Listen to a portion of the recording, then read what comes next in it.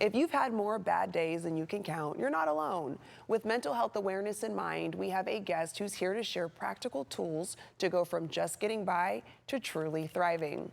Let's welcome President and CEO of Mental Health America. We have Schroeder Stribling. Good to have you on the show, Schroeder. Thanks for joining us. Thanks so much for having me. So, Schroeder, why is mental health important right now, and what is going on with the state of mental health in America? Well, I'm so appreciative that you're bringing awareness to this topic. As you know, May is Mental Health Month, and Mental Health America, our organization, which was founded in 1909, very proudly established this month in 1949. And while we like to focus on mental health every month, it's a great annual opportunity to really draw attention to something that's so important.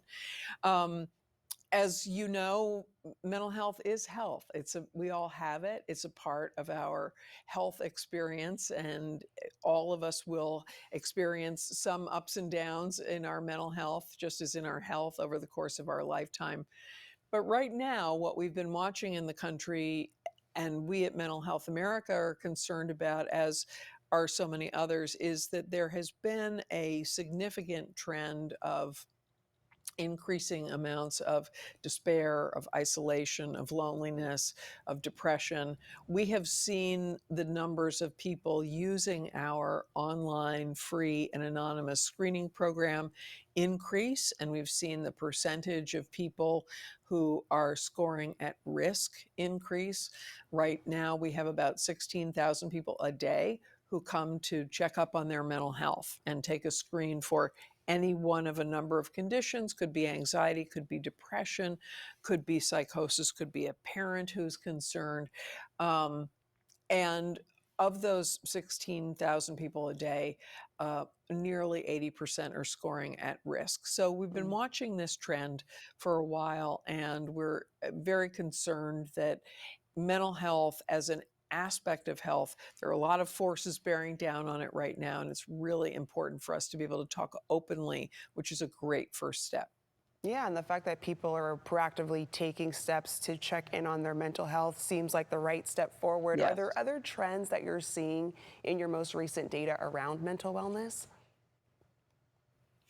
Well, the other thing that we're watching very closely is what's going on with youth. Um, Of those 16,000 people who are coming to the site every day, about half of them are under 18. And of those who are under 18, about half of them are telling us that they're having frequent thoughts of suicide. So this is a really alarming number, and I think should take us all, put us all on alert that the next generation really needs our investment and really needs us to be able to talk openly about mental health, what it is, how to support it, how to care for ourselves, and how to care for one another. And talking about speaking openly, what is your message to someone struggling right now with their mental health? Well, that's the most important question, because for anyone struggling right now, and we can guarantee that there are people struggling right now, the most important thing to know is that you are not alone, and that there is hope, and that there is help, and that healing and recovery are indeed possible. And if it's possible, if it's within reach to talk to someone, to find someone that's a trusted other, someone in whom you can confide, someone who can meet you with compassion and without judgment, that's a great place to start.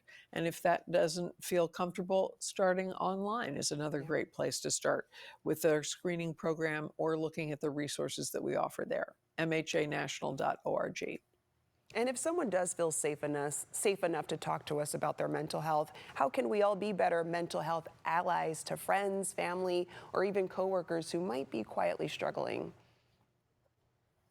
Such a good question. You know, the first thing I think that we can do is just be really good listeners.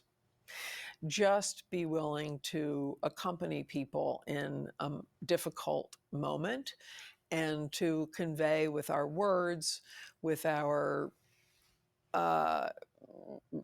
body language and everything, that we meet them without judgment and that we are willing to have an open conversation about this, that it is not taboo, that it's enormously important, that their life is important to us and that we care about them.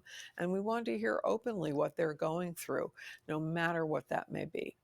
Yeah, and for people ready to address their mental health, can you talk about some of the tools available through your organization?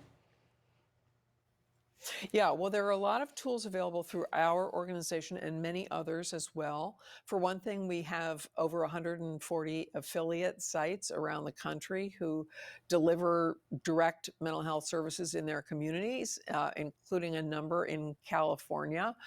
So please check that out. You can find those on our website, mhanational.org. And there are other mental health services in local communities, which we encourage people to check out. Also, there are lots of digital resources. So, for people who are maybe not yet ready to seek help in person, but they might want some online support, you can find that through our website. Um, and as well, again, as I say, taking that first step to find a trusted other, whomever that might be, is a great place to start. Perfect. Schroeder, thanks so much for chatting with us. We appreciate your time. I'm going to let our viewers know where they can go for more information. As mentioned, mental health isn't a solo mission. You can find out about support and resources by heading to mhanational.org.